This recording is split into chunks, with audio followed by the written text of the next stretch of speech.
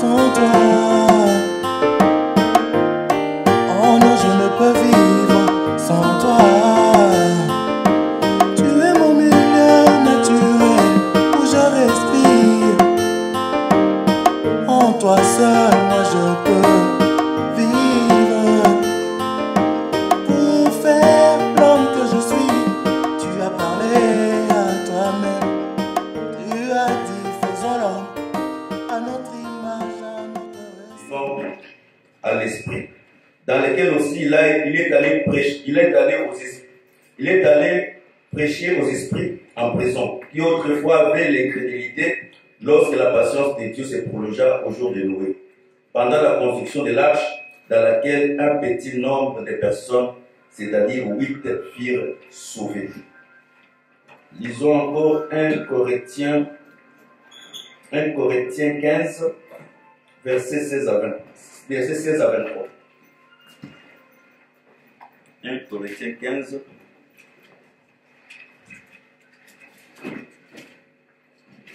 Corinthiens 15, 16 à 23. Car si les morts ne ressuscitent point, Christ non plus ne pas ressusciter. Et si Christ n'est pas ressuscité, votre foi est vaine.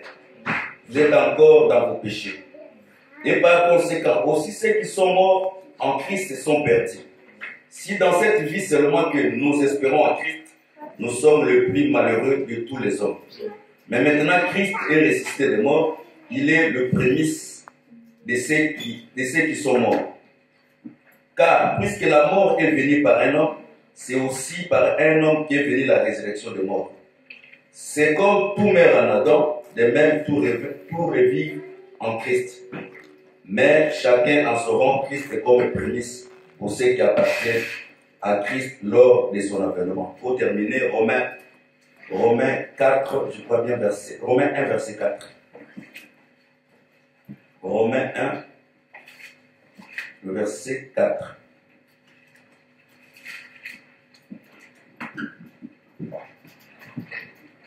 Romains 1, verset 4. Je commence simplement par le verset 1, je trouve c'est mieux. Paul, serviteur de Christ, appelé à être apôtre, mis à part pour annoncer l'évangile de Dieu, qui a été promis auparavant de la part de Dieu par ses prophètes dans les Saintes Écritures, et qui concerne son Fils né de la portée de David selon la chair, et déclaré Fils de Dieu par la puissance selon l'Esprit de la sainteté et la résurrection d'entre les morts, Jésus-Christ, notre Sauveur. Parole du Seigneur. Amen. Que le Seigneur ajoute la bénédiction à la lecture de sa parole. Amen. Je crois bien, nous parlons sur le mouvement prophétique, sur la naissance de Moïse. Par la grâce de Dieu, nous avons parlé le mercredi sur le pleurs de Moïse, et par la grâce de Dieu aujourd'hui, on va aussi parler le pleur de Moïse d'une autre manière. Qu'est-ce que nous avons parlé sur le pleur de Moïse? Nous avons dit que Moïse était jeté dans l'eau dans une caisse de jonc. Aussi longtemps que la caisse était fermée, c'était difficile de comprendre que l'enfant était dans la caisse. Dans d'autres termes, la caisse vivait au milieu des roseaux. Nous savons que quand nous parlons sur les roseaux dans la Bible, les roseaux représentent l'unité de mesure. C'est-à-dire, si on veut mesurer quelque chose, on utilise les roseaux pour les mesurer. C'est par là que nous comprenons. Parmi tous les roseaux que la caisse des gens étaient, tous les roseaux n'avaient pas la bouche. C'est Moïse qui avait la bouche parmi les roseaux. Parce que quand nous parlons sur les roseaux dans la Bible, les roseaux c'était un prophète. Voilà pourquoi nous croyons. Pour que un prophète, que nous puissions savoir qu'au milieu de nous, il y a un prophète qui prêche, il faut aussi qu'il y ait un autre prophète qui puisse mesurer le prophète. Amen. C'est-à-dire, l'Église en soi, nous pouvons prêcher, nous pouvons aussi prêcher les erreurs. Des fois, l'Église peut manquer la manière de voir les erreurs que le prédicateur est en train de prêcher. Mais pour comprendre les erreurs, il faut qu'il y ait un autre prophète, parce que c'est un autre prophète qui mesure notre prophète. Voilà pourquoi Paul a dit, si tu dis que tu es prophète, tu dois croire aussi, moi Paul, je suis inspiré comme étant prophète. Que le Seigneur bénisse. Voilà pourquoi nous croyons aujourd'hui, quelqu'un ne peut pas parler de l'inspiration si son inspiration contredit l'inspiration de Paul. Parce que les Écritures, ce sont des frères qui se salient et ils ne se discutent pas. Que le Seigneur bénisse. Voilà pourquoi, parmi les roseaux, tous les prophètes qui entouraient Moïse au temps de la loi, c'est seul Moïse qui avait la bouche. Voilà pourquoi nous croyons que tous les prophètes, pour prophétiser, il empruntait la bouche de Moïse. Voilà pourquoi au temps de la loi, quand tu prophétises, quand tu prêches, directement, on doit mesurer ce que tu as prêché par rapport à ce que Moïse a prêché. C'est par là que j'ai dit que si tu es prophète, parce que quand Jésus a demandé, que dites-vous que je suis? Parmi eux, l'un a dit, tu es l'un des prophètes. C'est-à-dire, si tu es prophète, il faut que quand Jésus vient sur la terre, que nous voyons la vie de Jésus semblable à ta vie. Amen. Parce que Jésus est venu accomplir tous les mouvements de tous les prophètes. Voilà pourquoi tous les prophètes devaient être identifiés en Jésus-Christ. Voilà pourquoi nous avons dit, la vie de Moïse devait aussi s'identifier en Jésus-Christ. Voilà pourquoi nous avons dit que, aussi longtemps que la caisse des gens était fermée, la grâce n'était pas manifestée. Parce que la caisse des gens qui représentaient les livres de vie. Quand on a ouvert la caisse, c'est là où que les livres a été aussi ouverts. Quand les livres a été ouverts, c'est par là que nous avons compris toutes les paroles que les prophètes ont prophétisées devait s'accomplir une portion dans le ministère de Christ sur l'œuvre de la croix. Parce que la Bible dit ceci. C'est-à-dire, la prophétie, c'est ce qui était, c'est ce qui est et ce qui sera. Vous savez, je suis très sincère avec vous. Rarement dans notre évangile éternel, je vois des prophètes. Si je vais citer les prophètes dans l'évangile éternel, je ne crois pas qu'ils vont dépasser trop. Les gens qui peuvent se nommer des prophètes, ce sont que des prophètes qui ont vu des mangues, des bananes. Mais les prophètes, par rapport au ministère, placer les Écritures dans les temps, c'est rare dans notre évangile. Parce que tu verras un prophète prêcher comme un docteur, tu verras, mais ça, non, chacun doit prêcher selon son appel. Amen. Parce que la Bible dit, mettez rarement le pied dans la maison de ton prochain. Des risques qu'il va te vomir. C'est-à-dire, moi comme étant docteur, même si je vais entrer dans la maison des prophètes, c'est rarement. Mais si je commence tout le temps à entrer dans la maison du prophète, c'est que j'abandonne ma propre maison et je serai vomi. Amen. Quel est le Seigneur bénisse. Amen. C'est-à-dire, le plaire de Moïse, parce que Moïse ne peut pas plairer si le livre n'est pas ouvert. Parce que la rédemption, c'est l'agneau devait sangloter. Que le Seigneur bénisse. Nous avons dit pourquoi il a commencé de pleurer. Parce qu'il devait porter les péchés dans son corps. C'est-à-dire, quand il a crié, il a battu. C'est-à-dire, il a senti les péchés dans son corps. C'est par là que nous avons dit que c'est là où le père a quitté les fils. Parce que tout le temps, le père marchait avec les fils parce que la grande sœur veillait sur Moïse. Parce que le père est fidèle. Le père, il n'aime pas le péché. Voilà pourquoi, dans la dispensation du père, Christ ne pouvait pas vivre avec les prostituées. Mais Christ, quand il définit la prostitution, il ne dit pas que les prostituées, ce sont des gens qui attendent les hommes dans la rue. Hein? Jésus, quand il définit la prostitution, il ne dit pas que les prostituées, ce sont les gens qui attendent les hommes dans la rue. Mais il définit la prostitution comme étant une maladie. Parce qu'il a dit ceci. Ce n'est pas le médecin qui cherche le malade, mais pourtant c'est le malade qui cherche le médecin. C'est en d'autres termes, Christ est venu sur la terre comme étant aussi un médecin.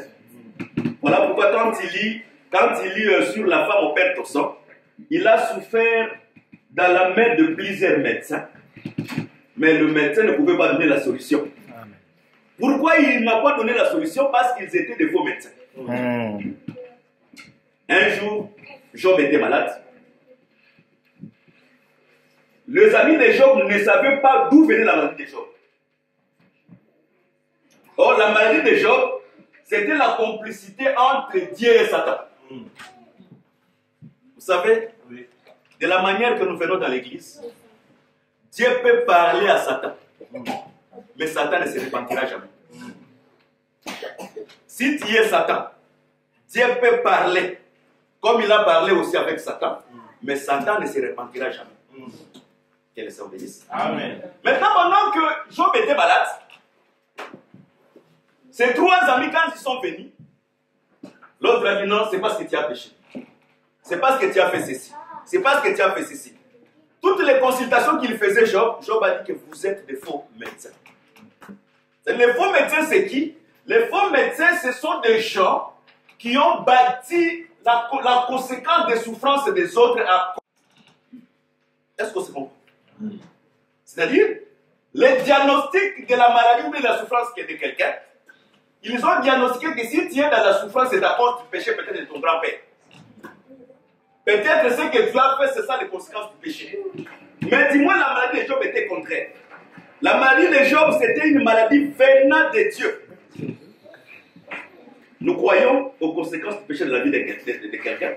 Mais nous croyons aussi que Dieu peut permettre qu'une maladie puisse t'atteindre. Mais dis-moi afin que la gloire de Dieu soit manifestée derrière ta part. Amen. Parce qu'il y a un jeune homme, il est né aveugle, et on a posé la question. Est-ce que c'est lui qui a fait le mal ou son grand-père qui a fait le mal? Christ a répondu, ni son grand-père, ni lui-même. Cela devait arriver afin que le nom de Dieu soit glorifié. Amen. C'est-à-dire, il y a certaines choses qui nous arrivent dans la vie. C'est pour que le nom de notre Seigneur soit glorifié. Tu n'as même pas péché. Tu n'as même pas volé. Parce que dans cet évangile où nous sommes, le péché dans sa propre tête, comme s'il était dans la loi. Que le Seigneur bénisse. Amen. C'est-à-dire, le plan de Moïse, c'était le péché qu'il portait dans son corps.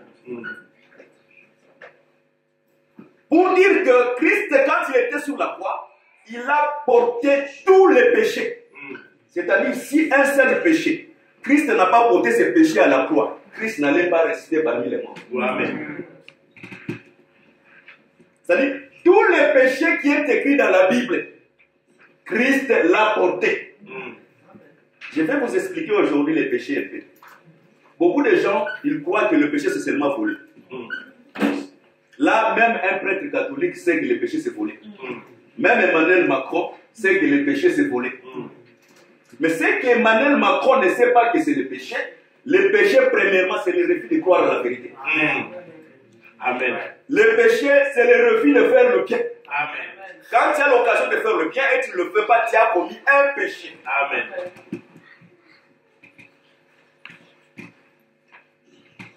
Et le grand péché, c'est le refus de croire à la parole de cette dispensation. Amen. Vous savez, quand Dieu se déplace d'une dispensation, tous les gens qui restent, tous les gens qui se réunissent derrière le passage de Dieu, ils sont dans l'idolâtrie. Que le Seigneur vous bénisse. Amen. La voix elle est très haute. Je vais donner un exemple avant d'avancer. Jésus avait utilisé le serpent d'airain. C'était vrai. Mais Dieu avait déjà quitté le serpent d'airain. Mais qu'est-ce que l'Israël a fait? Il a pris les serpents d'airain, ils ont mis dans un sac. Ils sont allés avec les serpents d'airain jusqu'à Canaan. Mais c'est pendant que Dieu, au temps de la loi, Dieu voyageait dans des corps différents. Mais c'était vrai, Dieu a utilisé les serpents d'airain. Mais Dieu avait déjà quitté ses corps. C'est pour dire que quand Dieu change une dispensation, quand vous restez dans cette dispensation, vous devenez des idolâtres. Amen. Amen. Je vais donner un exemple. Amen. Au temps de la loi, pour servir Dieu, il faut revêtir le vêtement d'Aaron. Mais aujourd'hui, Paul a dit, tous ceux qui ont été baptisés, ils ont revêtu Christ. C'est-à-dire, aujourd'hui, si tu mets encore les toges pour servir Dieu, tu es dans l'idolâtrie. Aujourd'hui, si tu prends les cuves des reins, tu mets de l'eau là-dedans pour laver des gens, tu es dans l'idolâtrie. Parce que lui-même, le Seigneur, il a dit, vous êtes purs à cause de la parole que vous avez entendue. Que le Seigneur bénisse. C'est-à-dire, comme Christ a porté tous les péchés dans son corps, la loi dit, quand la lèpre atteint tous les corps, la personne doit être déclarée pure. Comme Christ a porté tous les péchés, Christ était devenu pire. Mais dis-moi, quand un lépreux devient pire, il doit se présenter devant les sacrificateurs, parce que c'est le sacrificateur qui va déclarer qu'il est pire. Amen. Voilà pourquoi quand Christ a ressuscité de la croix, il n'a pas voulu qu'on puisse le toucher. Parce que Jésus devait se respecter aussi les Écritures. Ce qui nous détruit aujourd'hui dans l'évangile éternel, les gens se sont fait amis des Écritures. Amen. Les gens ne respectent plus les Écritures. Christ, comme il respectait les Écritures, il devait monter au ciel. Parce que l'Écriture dit personne n'est monté au ciel si ce n'est que le Fils de l'homme qui est sur la terre et qui est dans les cieux. En étant dans le ciel, il est souverain sacrificateur qui intervient pour notre faveur. En étant sur la terre, il est l'offrande pour l'expiation de notre péché. Voilà pourquoi il devait monter au ciel pour que le souverain sacrificateur lui déclare pire, afin de revenir sous forme du Saint-Esprit pour venir maintenant vivre au milieu de nous comme un homme pire. Amen. Que le Seigneur bénisse. Amen. Voilà pourquoi j'ai dit ceci et je vous rappelle encore. Si un frère est surpris par un quelque faute et qu'on le met dehors dans l'église, celui qui connaît la doctrine, un frère, ce qui vous dérange les frères, c'est connaître la doctrine et avoir compassion au-delà de ce qui est écrit. Un frère ne peut pas saluer un lépreux, quelqu'un qui est exclu de l'église. Un frère ne peut pas le saluer. Un frère ne peut pas manger avec lui. Un frère ne peut pas compatir avec lui. Ça, c'est ce qu'on appelle la doctrine. Même si le frère se répand, même si le frère prend une forme de tristesse, il faut que les sacrificateurs dans l'église puissent déclarer cette personne pure pour qu'elle puisse vivre au milieu des gens. Amen. Voilà pourquoi Christ, vraiment, il a respecté. Les disciples pouvaient le toucher. Il avait en lui toute la divinité. Mais pour le respect de la doctrine, il a refusé. Mais il y a quelque chose. Les lépreux, c'est pour le peuple, pas pour les sacrificateurs. Est-ce qu'on se comprend? Si on explique quelqu'un dans l'église, pour les ministres, il a le droit d'être avec lui. Parce que c'est le ministre qui doit examiner si sa plaie est terminée. Voilà pourquoi un ministre ne peut pas être ennemi de quelqu'un, même s'il nous a fait du mal dans cette assemblée. Il doit regarder si sa lèpre est terminée. Parce que la lèpre, vous savez, la lèpre, les lèpres sont différents. Amen. Il y a des lèpres qui ont un plaie profond. Il y a aussi des lèpres qui ont un petit plaie qui peut se guérir vite. En Israël, ce n'est pas tous les péchés étaient péchés. Mais ce n'est pas tous les péchés qu'on lapidait les gens. Il y avait des péchés qu'on devait lapider les gens. Que le Seigneur bénisse. Amen. Seulement maintenant, quand Christ a porté les péchés dans son corps, quand il a crié, le voile s'est déchiré. Premièrement, il devait détruire le péché. C'est par là j'ai dit qu'il a pris le corps semblable à celle du péché. Quand est-ce qu'il a pris le corps semblable à celle du péché? C'est à la croix. Quand il marchait là dans la chair, il n'avait pas le corps semblable à celle du péché. Sinon, il allait pécher quand il marchait. Mais quand tu lis la Bible, tu verras que Jésus n'a jamais péché quand il était sur la terre. Mais sur la croix, il devait porter le corps semblable à celle du péché. Il devait maintenant entrer dans le corps d'Adam afin que lui aussi puisse devenir un pire. Mais il n'est pas seulement entré pour porter le péché, Mais la voile qui s'est déchirée, c'était aussi sa propre chair. Pourquoi cette voile était déchirée? Pour confirmer l'écriture d'Éphésiens qui dit qu'il a déchiré l'acte et les ordonnances qui s'étaient contre nous. C'est-à-dire, sa chair, c'était la loi qui nous empêchait d'avoir accès à la promesse de Dieu. Amen. Quel saint prémisse. Amen. Mais aujourd'hui, nous allons parler de les eaux comme étant le séjour des morts. Et les cris de l'enfant comme étant la prière. Quel saint prémisse. Amen. Avant que je commence par là, vous savez, la connaissance, elle est très importante dans l'église parce que nous sommes au travers de la connaissance. Amen. Mais si la connaissance commence à étouffer la prière dans l'église, sache-le que le démon est en train. Amen. Amen. Ce qui détruit aujourd'hui l'évangile éternel, c'est parce que la connaissance a détruit la prière dans l'église. Or, quand la connaissance détruit la prière de l'église, là, ça devient le caverne des démons. Amen. Je l'ai expliqué avant de continuer. Aujourd'hui, si je dépasse de l'air, supporte-moi. Je vais m'expliquer avant de continuer. Quand un prédicateur prêche, il doit prêcher parce que l'écriture détient l'espérance. Quand on prêche, l'écriture n'a plus l'espérance, c'est une mauvaise prédication. Amen. Je vais donner un exemple. Quand je prêche, je dis que Jésus a déjà gêné pour nous. On n'a plus le droit de gêner. C'est écrit. Mais il y a les jeunes qui est lié à la révélation. Mais il y a aussi les jeunes qui est lié à la doctrine. Amen. Je donne encore un exemple. Le Dieu, c'est le mari de veuve, c'est le père des orphelins. Cette écriture-là, quand le prédicateur prêche, cette écriture-là, c'est seulement pour nous qui avons plusieurs maris. Comme Christ à la croix, il a tué notre mari. Voilà pourquoi il est notre Dieu. Cette écriture, c'est bien de prêcher comme ça. Mais cette écriture ne donne pas d'espérance à celui qui écoute. Pourquoi ça ne donne pas d'espérance? Parce que dans l'église où nous sommes, il peut y avoir le veuve. Si le veuve répond aux conditions des Écritures, Dieu devient le mari des veuves à ce moment. Et Dieu devient le père des orphelins, les gens qui sont sans secours dans l'église. Je prends une autre écriture. En Israël, il n'y aura pas de femmes qui avortent. Il n'y aura pas de femmes stériles, ni de femmes qui avortent.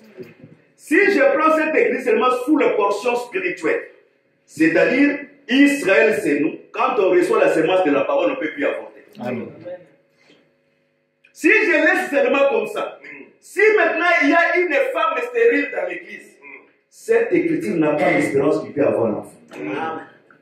Il faut aussi que cette écriture doit se prêcher aussi avec l'espérance. Que la personne, s'il écoute la parole de Dieu, si même elle ne concevait pas, la parole peut ramener la conception dans la vie. Mais le prédicateur, il peut enlever l'espérance dans toutes les promesses de Dieu. Quel saint félix. Voilà pourquoi l'évangile éternel, s'il n'y a pas un prophète pour mesurer notre prophète, c'est un danger. Si la connaissance étouffe la prière dans l'église, les gens, la connaissance, quand il y a la prière là, tu ne verras pas des gens. Non, ça c'est satanique déjà dans la Amen. Tout est sanctifié par la parole et par la prière. Amen. Voilà pourquoi je dis chaque fois, beaucoup des assemblées, ce sont des groupes de parole.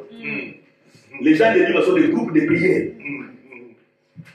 Un vrai évangile, il faut que la parole et la prière soient la même mesure. Amen. Que le Seigneur bénisse. Amen. La Bible dit ceci. Quand Christ a crié sur la croix, les voiles s'est séparées. Les prophètes qui étaient morts, les saints qui étaient morts l'autre fois, sont ressuscités. Amen. Ce que je parle ici, suis-moi très bien, parce que c'est très important. Les prophètes, les gens qui sont morts, les saints qui sont morts autrefois, sont ressuscités. Pierre nous dit ceci. Les gens qui étaient morts incrédules l'autre fois, au temps de Noé. Quand le Seigneur était mort, son esprit est descendu pour prêcher les gens qui étaient retenus dans le séjour des morts. Au total, ceux qui étaient sauvés au temps de Noé étaient 8. Christ a encore expliqué le mouvement de salut sur la montagne de transfiguration. Il est venu avec les 11, parce qu'il est venu avec les 11. Oui. Il a laissé les 8 en bas des montagnes. Il a monté, il a laissé les 3 au milieu des montagnes, parce qu'au temps de Noé, ils étaient sauvés 8. Au temps de l'autre, ils étaient sauvés 3. Et il est monté seul au sommet de la montagne. C'est que les salut, pour notre temps, c'est une seule personne qui sera sauvée. Amen. Amen. C'est-à-dire, il a fait 8, 3, 1, ça fait 12.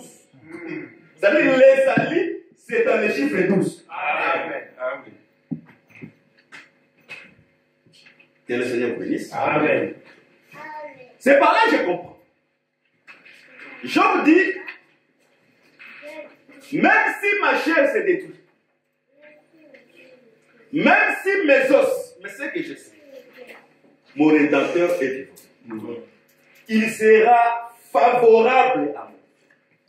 C'est-à-dire, même dans le séjour des morts, Job est mort avec l'espérance. Amen. Or, Job représente tous les prophètes de l'ancienne alliance qui sont morts. Amen.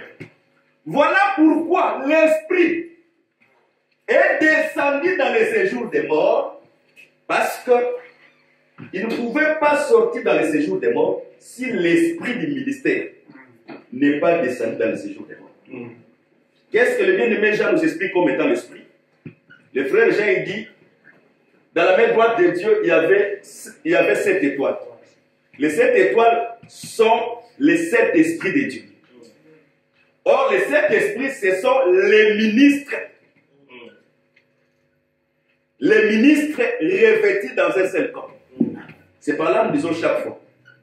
Quand tu vois un ministre s'isoler d'un autre ministre, il est diabolique. Amen. Parce qu'aujourd'hui, toutes les ministres sont dans la constellation d'une seule main. Amen. C'est là où le frère Gilles dit, ce sont des astres errants. Oui. Tu ne peux pas te faire toi-même ministre, toi-même unité de mesure. Non. Un prophète doit être mesuré par d'autres prophètes. Amen. Un ministre doit être mesuré par un autre ministre. Voilà pourquoi Paul, quand il prêche, il dit ce que nous vous avons prêché.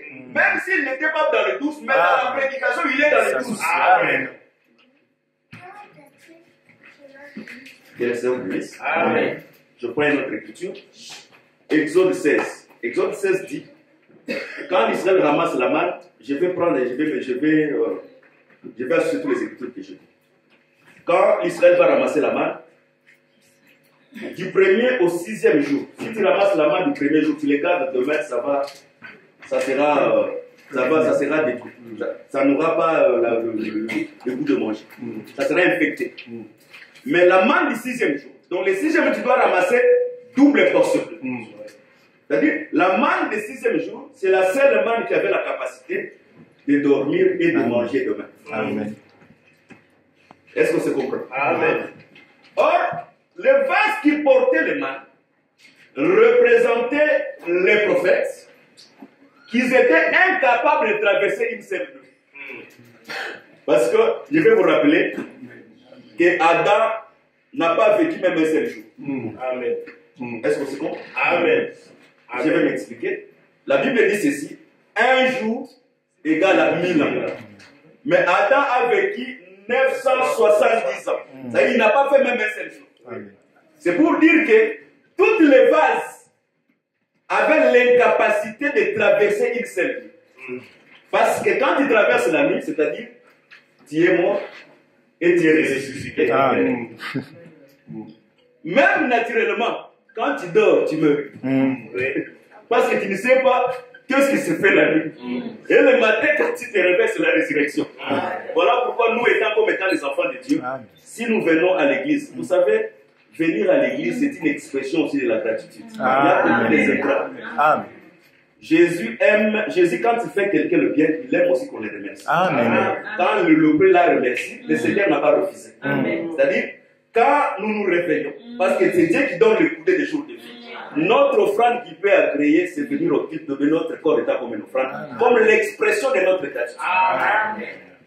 Que le Seigneur bénisse. Tous les prophètes ne pouvaient pas traverser la nuit. Mais la manne du 6e jour avait la capacité de dormir et de se réveiller le matin. Voilà pourquoi Abraham est venu, il est mort, il est parti. Jacob est venu, il est mort, il est parti. Vous savez, Jésus, s'il était à notre temps, on l'a appelé impoli. Mais dis-moi, il disait la vérité. Jésus il dit, je crois que dans Jean 8, il dit, votre père Abraham ne vous a jamais dit la vérité. Dans d'autres termes, Abraham était un menteur. Là, ça te fera du mal parce que tu respectes beaucoup Abraham. Mais ce n'est pas moi, c'est Jésus qui dit. Il dit, votre père Abraham ne vous a jamais dit la vérité. Si quelqu'un ne vous a jamais dit la vérité, c'est qu'il vous a menti.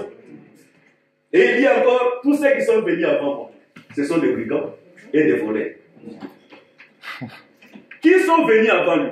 Moïse, Jérémie, Ézéchiel, Zacharie, tous ce sont des brigands et ce sont des voleurs. Un voleur, c'est qui selon Dieu? C'est celui qui a été déchaussé. Amen. Il était incapable d'apporter la rédemption, mais il venait du moins avec le message de la rédemption. En sachant que ce que je veux faire, je suis incapable de faire ce peuple à l'Égypte. Mais dis-moi, Moïse est venu avec le message de la rédemption. Voilà pourquoi, pour que l'Israël sorte en Égypte, il faut que l'agneau soit immolé. Voilà pourquoi nous croyons, pour que nous soyons délivrés, il faut que l'agneau soit immolé. Amen. Que le Seigneur vous bénisse. Amen.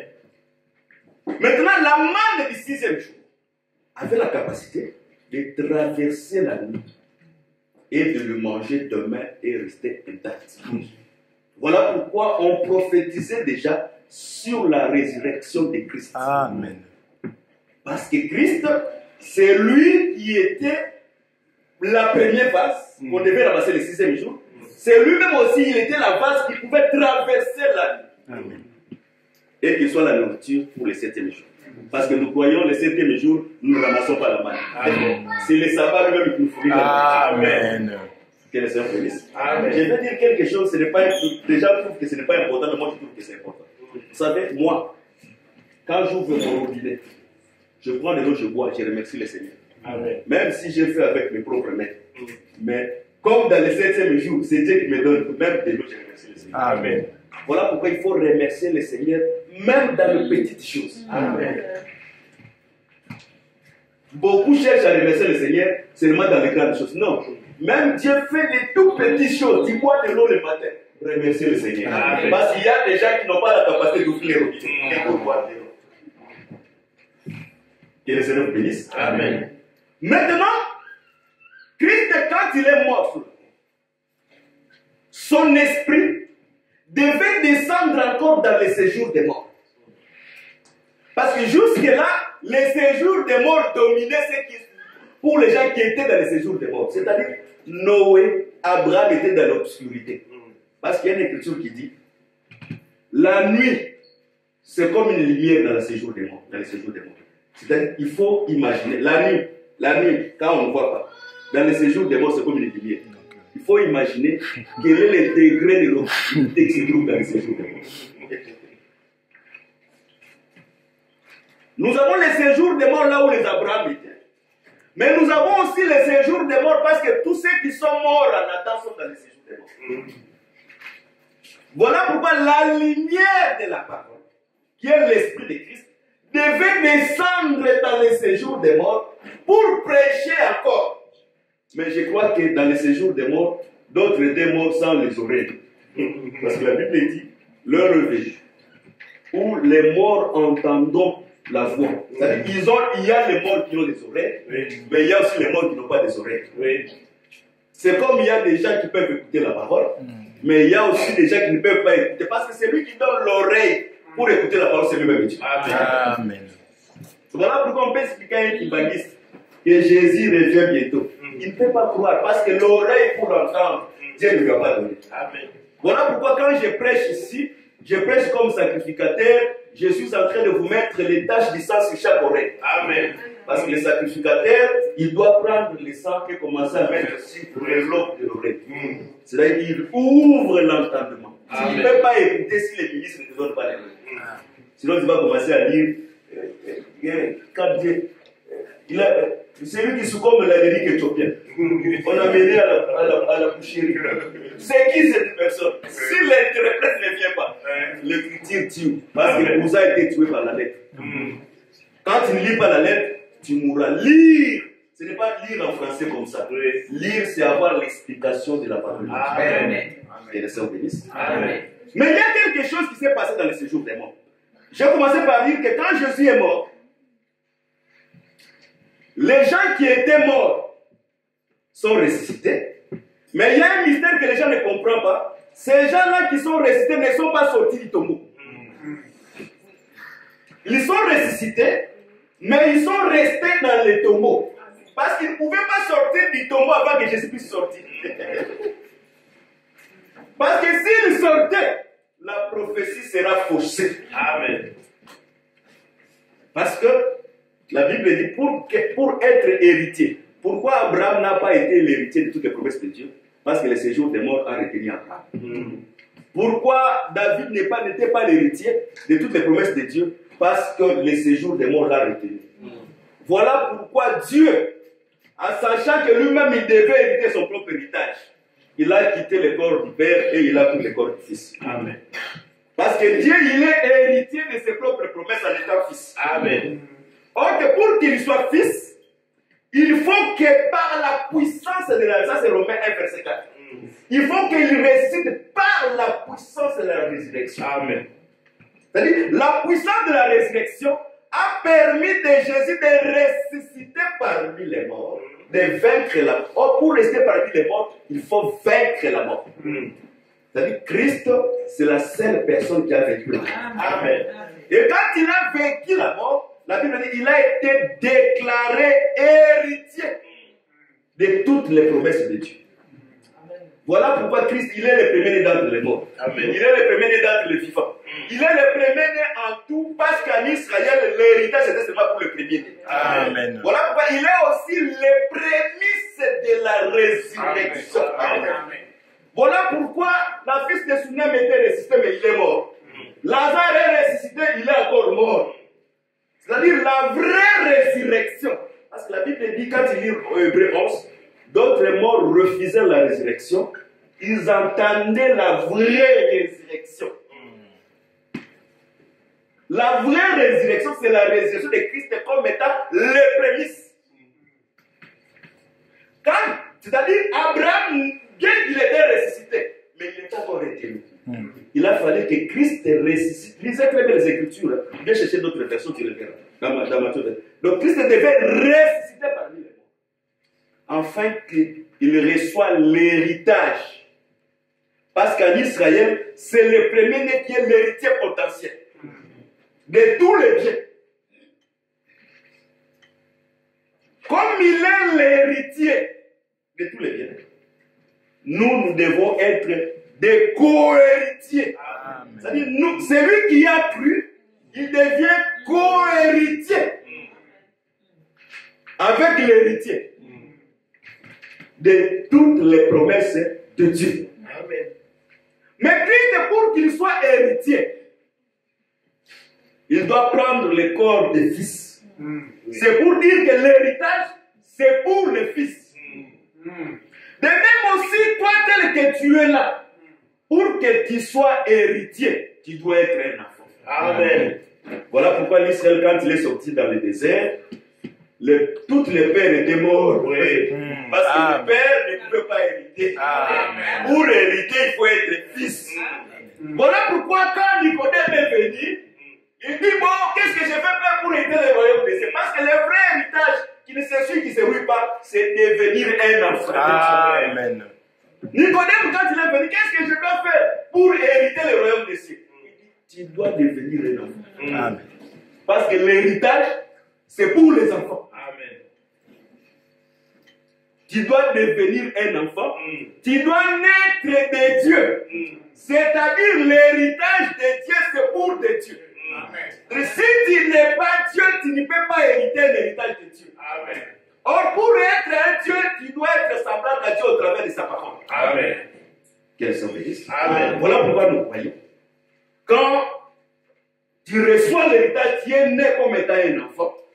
Tu reçois l'héritage, on doit te voir comme un enfant. On doit voir cet héritage. Amen. Vous savez, le partage des Cana, si tu es né, tu as reçu l'héritage, on doit voir les choses de Dieu en toi. Amen. Parce que cet héritage, c'est les choses de Dieu. Mais toi, en étant un héritier, mais les choses de Dieu, c'est que tu as hérité, on comprend que tu n'es pas encore, tu n'es pas un enfant. Parce qu'un enfant, c'est lui qui est. Voilà, Jésus, que Dieu bénit le prophète Jésus. Il dit pour entrer dans le royaume de Dieu, il ne faut pas être un vieux. Il faut être semblable aux enfants. C'est-à-dire l'héritage, même tel que nous sommes ici, l'héritage c'est pour nos enfants. Donc, même pour hériter, il faut être un enfant. Il faut mourir Amen. et naître de l'esprit. Amen. Nous avons un problème dans cet évangile aujourd'hui parce que nombreux ne sont pas nés de l'esprit. Amen. Amen. Amen. Voilà pourquoi il peut être mécanique pour venir dans l'église. Oui. Il peut être encore charnel. Oui. Parce qu'un homme charnel, c'est celui qui ne comprend pas les choses de Dieu. Amen. Vous savez,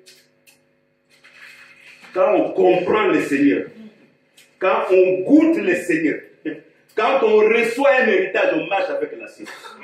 Amen. Voilà pourquoi, où sont les dons du Saint-Esprit dans la vie de nos frères qui écoutent l'évangile éternel? Pas même les frères, quittons un peu les frères. Où sont les dons de l'Esprit dans la vie des ministres? Parce que pour que les enfants d'Israël héritent, ceux qui héritent le premier, c'est le premier. Où sont les dons dans nos ministres? Vous savez, il faut être comme les pharisiens des fois. Parce que les pharisiens demandaient à Jésus, fais-nous un miracle. Dis à ton ministre, fais-moi un miracle. Il va commencer à t'expliquer. Moi, non, le miracle, c'est un héritage. Parce que quand on est, on reçoit l'héritage en Cana, on doit voir la manifestation de l'héritage. Vous savez pourquoi le Saint-Esprit ne fonctionne pas dans nos églises? Quand on reçoit le baptême du Saint-Esprit, il y a une différence de recevoir le baptême du Saint-Esprit et la manifestation du Saint-Esprit. Pour que le Saint-Esprit puisse se manifester, il faut que la prière réveille les dons, active les dons qui est en toi, afin que les dons que tu as reçus commencent maintenant à travailler là où tu es. Mais aujourd'hui, c'est ce que j'ai dit, si la connaissance étouffe la vie de la prière dans l'église, le diable vous a déjà visité.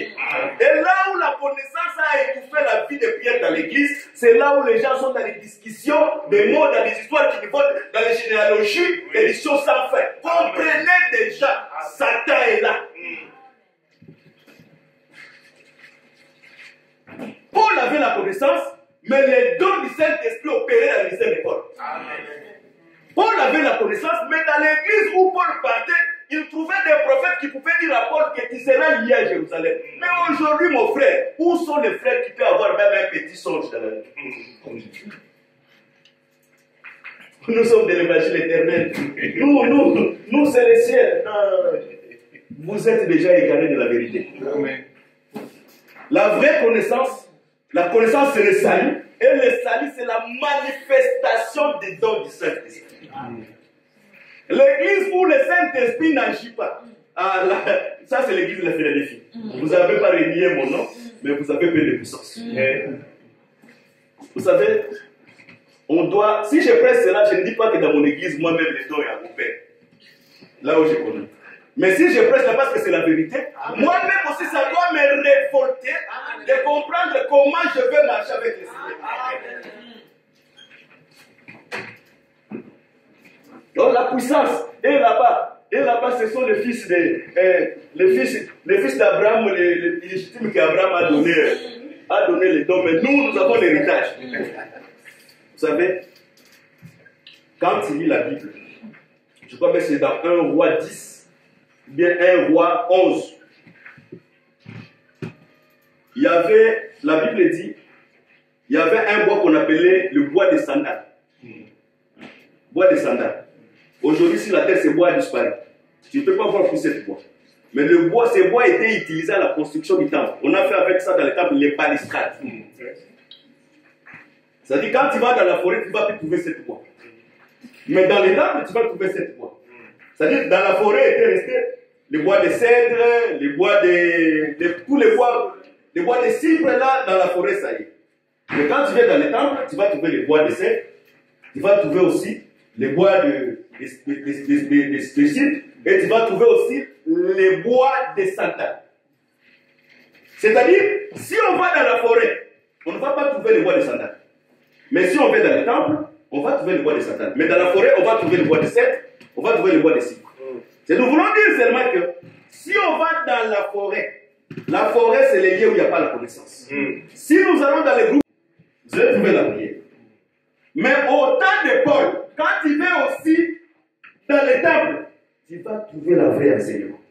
Mais tu vas trouver aussi les bois de cèdre, tu vas trouver aussi les bois de cypre. Tu vas trouver les dons, tu vas trouver aussi dans la paix. Ce que tu ne peux pas trouver dans la forêt, c'est les bois de sandales. Mais les restes, tu vas les trouver. Si maintenant nous venons, nous trouvons seulement il y a le bois de sandales, mais il n'y a pas de bois de cypre, il n'y a pas de bois de cèdre, il y a un problème. Amen. Nous sommes dans le temps où nous devons récupérer la prière même chez Maman Lai. Parce que c'est pour nous.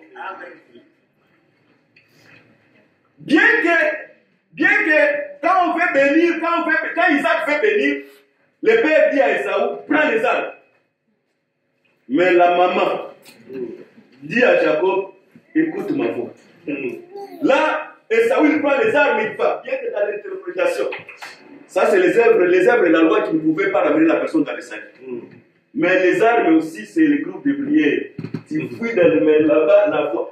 Dans la voix, il y a le tout qui procure la bénédiction. Voilà pourquoi quand on a béni Jacob, on a associé les cieux et la terre. Amen. Les rosées et la graisse de la terre soit au partage. Amen. Une église bénie, c'est là où il y a les rosées. Les rosées, c'est le Saint-Esprit, l'Esprit vivifiant. Il y a aussi les graisses de la terre, la bénédiction du ministère pour que la chair soit bénie. Je vais m'expliquer maintenant un peu sur la graisse de la terre. Quand Dieu a donné la vision au pharaon, il devait avoir 7 ans de vaches maigres, 7 ans de vaches graies.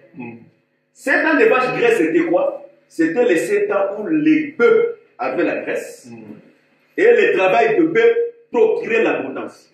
Quand on dit la graisse de la terre, c'est-à-dire c'est la bénédiction du ministère au travers le ministère de la parole qui bénit la terre. La terre, c'est cette chair. Amen. La terre, le ministère doit avoir la capacité de bénir aussi cette chair. Amen. Il doit avoir aussi la capacité d'envoyer les rosées du ciel qui est la vie éternelle. Amen. Voilà pourquoi la Bible dit c'est dans la vigueur de peu qu'on parvient à l'abondance. La personne peut venir pauvre dans l'église, mais le ministère a la capacité d'enrichir cette personne. Amen. Si le ministère ne font plus rien, c'est-à-dire c'est les histoires. Oui. Vous savez, j'ai dit chaque fois, on peut très bien prêcher la botanie et la sociologie, ou la zoologie croyant qu'on prêche l'évangile. On peut commencer à expliquer les fleurs. Les fleurs étaient sorties. Vous savez, l'agneau, l'hippopotame de la Bible et l'hippopotame de la forêt sont différents. Les crocodiles de la Bible et les crocodiles qui se trouvent dans l'eau, ils sont différents. Et quand tu commences à pêcher les crocodiles qui se trouvent dans l'eau, ça c'est la zoologie. Tu peux commencer à pêcher la zoologie. Non. Dieu, là je répète cette écriture, quand la Bible dit la nature elle-même ne vous enseigne-t-elle pas? C'est la nature qui est écrite dans la Bible. Amen. Si la nature n'est pas écrite dans la Bible, ce n'est pas une nature qui enseigne. Amen. Ce n'est pas tous les mouvements des lions qui expliquent la divinité. Non. Amen. Dieu a pris quelques caractères dans les lions. Dieu a pris quelques caractères dans les serpents. Voilà pourquoi il dit soyez prudents comme les serpents. Mais Dieu n'a pas pris tous les caractères du serpent. Même quand il marche comme ça, c'est Dieu toujours. Mais non.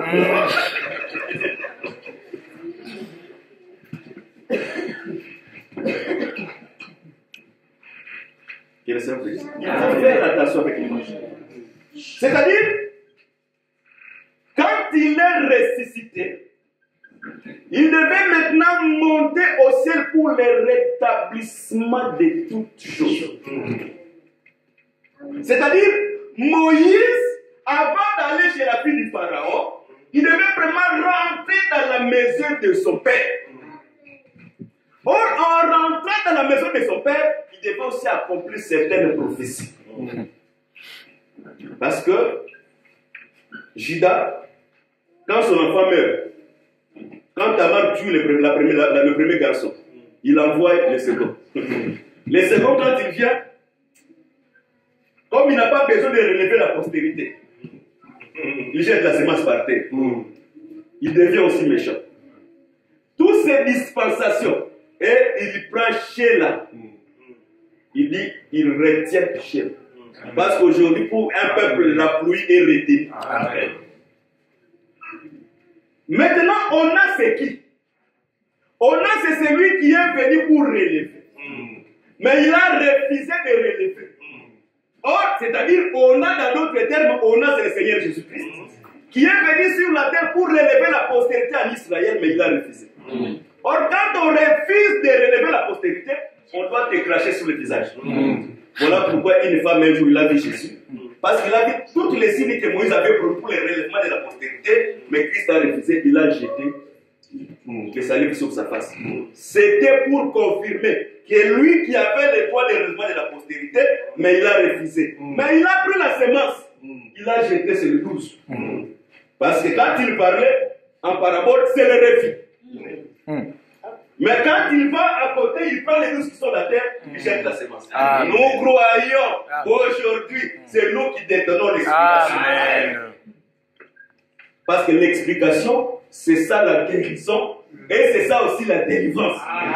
Mais dis-moi, pour que l'Israël soit relevé, ou encore l'Église, le Père lui-même doit prendre le corps du Fils. Parce que quand le Père vient, c'est la femme qui connaît le Père. Mais le Père lui-même, il sait qu'il va chez une fille comme une fille. Mais ce qui est important, le Père, quand il ne va pas avec les pieds. Il vient même de lui avec les cachets. Je vous dis, mes sœurs, dans cette doctrine, quand un frère veut te demander un mariage, il faut qu'il te convainc avec les promesses de la parole. Il faut quand je dis les promesses, je ne dis pas qu'il te cite les Écritures. Il faut qu'il t'établisse un projet au travers de la parole et que ce projet devienne convaincant. Parce que nous avons pris seulement un projet. La croyance, c'est ce que nous avons pris. Le Seigneur est venu avec rien sur la terre.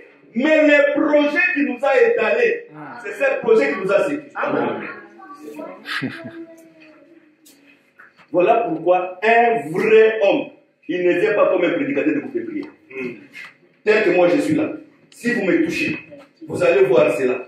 Il y a 12 carrés magiques que je fais quand j'ai dit non. Judas n'amène rien. Il amène la parole, il convainc la femme. Quand il donne la semence, il laisse les cachets, les bâtons et les cordons. Pour envoyer le présent, il doit envoyer son ami. Lui-même, Judas ne rien. C'est-à-dire, c'est lui que Dieu a donné la semence de la parole. S'il reçoit la semence, Dieu va envoyer son ami à des retours de Timna pour ramener maintenant la chèvre. La chèvre, c'est l'agneau qui est la vie éternelle.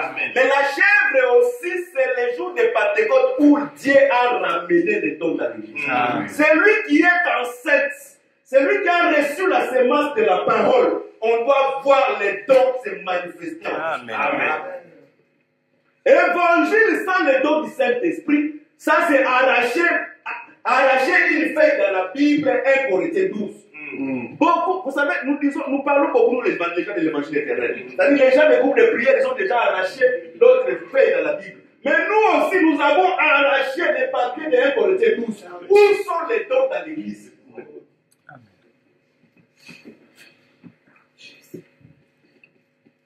Il ne faut pas vous consoler parce qu'on est malade, on est dans ce pays où il y a trop de problèmes, trop de crises, mais si les dons ne sont pas là, mais s'il y a les dons, Dieu te dira, tu seras consolé. Ma soeur, tu es perturbée parce que tu as ça. Mais le Seigneur, il sait ce que tu traverses là, tu te fortifies. Mais depuis qu'on vient, les crocodiles, il est sorti, il est entré, malade oracle. Donc, non. Christ parlait de mystère, mais quand il parlait beaucoup de mystères, il y a vu les Grecs demandaient, nous voulons un miracle, il y a aussi d'autres qui diront, nous voulons la sagesse. Et la sagesse, le miracle doit se réunir pour que la gloire de Dieu soit manifestée dans la vie. Si Jésus-Christ est ressuscité pour devenir héritier, la puissance de la résurrection doit se manifester dans l'Église. Tu étais mort, mais tu es ressuscité. Parce que la mort, c'est l'arrêt. Rien ne va. Mais la puissance de l'évangile doit te recevoir. Voilà pourquoi quand on prêche, l'écriture, on ne peut pas enlever l'espérance dans l'écriture. Même si je sais que tu vas mourir, moi je ne peux pas prêcher que tu vas mourir. Je vais te prêcher toujours l'espérance parce que la parole que nous prêchons, c'est la puissance de la résurrection. Rien n'est impossible à Dieu. Le mot impossible, c'est seulement dans le langage des hommes. Chez Dieu, rien n'est impossible. Abraham espéra au-delà de toute espérance. C'est-à-dire, quand tu es dans l'église, il faut avoir l'espérance au-delà de toute espérance. Qu'est-ce que cela veut dire? Ton corps est déjà usé. Il est incapable de se reproduire. Mais à cause de celui qui t'a promis, à cause de sa fidélité, je mets cette parole à moi. Amen. Que le Seigneur bénisse. Nous sommes au temps où les églises doivent se réveiller dans des prières. Parce que le franc-maçon se réunit tout le temps. Mais pourquoi nous on ne se réunit pas? Quand on fixe un réunion de franc-maçon, tous seront présents. Mais pourquoi quand on fixe une réunion de saints, les saints doivent être absents? Une convocation solennelle. En Israël, dans la marche, tu ne peux pas rater une convocation. Si tu restes, tu ne sais pas si dans le désert, le serpent brillant ou quoi va te prendre. Mais venir pour les saints, dans l'équipe de mardi, dans l'équipe de mercredi, dans l'équipe de vendredi, c'est un problème. Croyant que le Dieu que nous... Voilà, Dieu ne viendra pas les dimanches. Parce que si Dieu vient les dimanches, beaucoup vont prendre déjà la nature de la piété et ils vont se convertir pour qu'ils puissent aller au ciel. Dieu viendra un jour de la semaine. Là, je ne dis pas avec les Écritures. Mais je crois que Dieu viendra un jour de la semaine. Que la Seigneur bénisse. Il y a beaucoup de stériles au milieu de nous. Il y a beaucoup de frères et de sœurs qui s'entrent dans les mariages, mais il n'y a pas de porte financière. Mais comment Dieu va... Pourquoi Dieu ne se manifeste pas? Oh, Christ est la puissance de la résurrection. C'est par là Jonas dit, j'ai dit que les os c'est le séjour des morts, parce que Jonas dit dans le plus profond de la mer, il dit de la terre, il a crié, et l'Éternel a exaucé son servant. Mon frère, ma sœur, quand quelque chose ne va pas, ne laisse pas ce ministre le ventre grossir. Il faut les bouger. Parce que Dieu les a établis pour ça. Dieu les a établis pour la prière et pour la parole. Les ministres doivent porter les charges. Ministre sans porter les charges du peuple, le ministre ne peut pas avoir une épaule. Non, le ministre doit avoir une épaule courbée. Ça, c'est la mission prophétique sur les 12 tribus. Il doit être un Issachar qui marche avec une épaule courbée. Le ministre doit marcher avec. Le ministre ne peut pas avoir une épaule courbée. Non. Le ministre doit avoir une épaule courbée parce que les charges qu'il doit porter sur lui doivent lui courber l'épaule. Le ministre n'est pas un orgueil qui pense, moi je suis. Non. Il doit avoir une épaule courbée. Il a la charge du peuple. Les soucis du peuple. Amen. Mais aujourd'hui, ce n'est pas ça l'évangile éternel. L'évangile éternel est livré seulement par la démonstration de la connaissance. La connaissance sans la vie de la prière, l'église sans le miracle. Quand nous disons que nous sommes les Paul et Pierre, ce sont notre Père, on doit voir les œuvres du Père chez le Fils. Amen. Même quand les fils des prophètes disaient, si on était au temps de notre Père, on n'allait pas tuer les prophètes. Jésus a dit, ça montre que vous êtes les fils de ceux qui ont tué les prophètes. Oui. Mais accomplissez seulement votre volonté, que la coupe soit pleine. Parce que tous les prophètes qu'Israël tuait, Dieu gardait leur sang dans un coup. Quand tu tues Jérémie, Dieu prend le sang, il met dans son coup. Quand tu tues Abel, il met le sang. Quand tu tues celui-ci, ou tu Jean-Baptiste, il met. C'est-à-dire Jésus-Christ, Quand ils ont seulement trouvé Jésus, la coupe est devenue pleine. Or, quand Dieu la coupe devient pleine, c'est afin qu'il puisse renverser les jugements sur la terre. Voilà pourquoi si Dieu n'a pas encore déversé les jugements sur la terre, parce que nos prières n'ont pas encore rempli les coupes. Parce que chaque fois que nous prions, Dieu prend notre prière et met dans les coupes. Quand nous prions, il prend notre prière et la met dans les coupes. Quand les coupes seront pleines, c'est nos prières qui seront un jugement que Dieu déversera sur la terre. Voilà pourquoi quand tu ne pries pas, tu n'es même pas pour les Écritures. Tu es même contre Dieu. Parce que Dieu a besoin de tes prières afin que ces prières un jour soient un jugement qui va déverser sur la terre. C'est-à-dire, l'Église doit aimer la prière. Le ministre doit ramener l'Église dans la prière. Parce que nous avons besoin que ce que les apôtres, ce qui s'est manifesté dans les vies des apôtres, soit aussi manifesté dans nos églises. Amen. Si dans le temps des apôtres, ils ont vu la gloire de Dieu, mais nous devons aussi voir la gloire de Dieu. Amen. Que le Seigneur bénisse. Je ne veux pas parler de moi parce que peut-être moi aussi, il faut que les gens rendent témoin. Que le Seigneur vous bénisse. Amen. On se limite, on va un peu prier. Les gens qui savent chanter, on va se lever nous tous. Les gens qui savent chanter, qui viendront